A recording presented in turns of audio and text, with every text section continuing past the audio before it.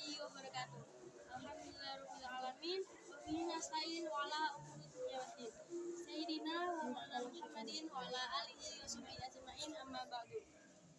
Yang terhormat Kepada Ahmad Ekonomi selaku pengasuh Istana Pendidikan Pesantren Supercamp Laroy Banda, dan juga yang saya hormati kepada jajaran guru SMA Al-Quran Laroy Banda, dan juga yang saya hormati kepada segenap pengurus Istana Pendidikan Pesantren Supercamp Laroy Banda, dan tidak lupa untuk kedua orang tua saya yang di rumah, dan juga teman-teman saya yang berbahagia.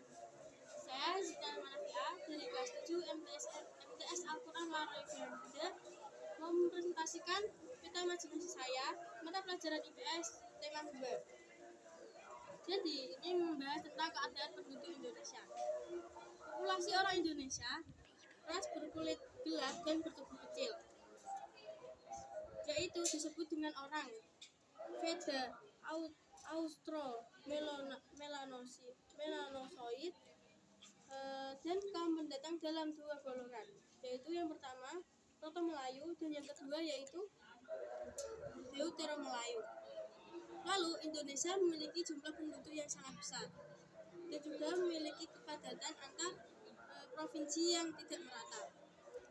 Sebagian penduduk Indonesia berpendidikan SD atau MI atau sederajat, tapi yang mahasiswa itu hanya sedikit sekali. Lalu, agama yang dipeluk oleh Indonesia ada 6, yaitu Islam, Kristen, Hindu, Buddha, Konghucu, Katolik. Jadi, mayoritas agama Indonesia adalah Islam, karena Islam adalah agama yang masuk ke Indonesia yang pertama kali. Lalu, sebagian besar penduduk Indonesia bekerja di sektor pertanian, karena penduduk desa itu lebih banyak daripada penduduk kota.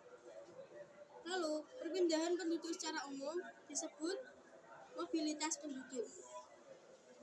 Mobilitas permanen atau migrasi yaitu bentuk mobilitas yang bertujuan menetap di suatu wilayah.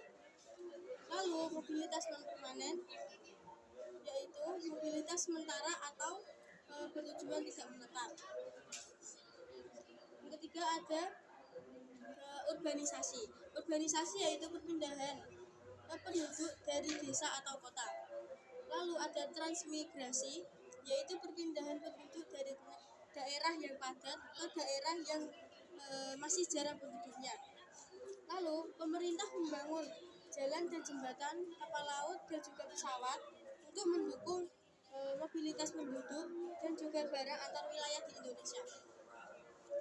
Lalu di Indonesia terdapat lembaga, yaitu lembaga sosial, yaitu jenis lembaga yang mengatur rangkaian tata cara melakukan hubungan antar manusia.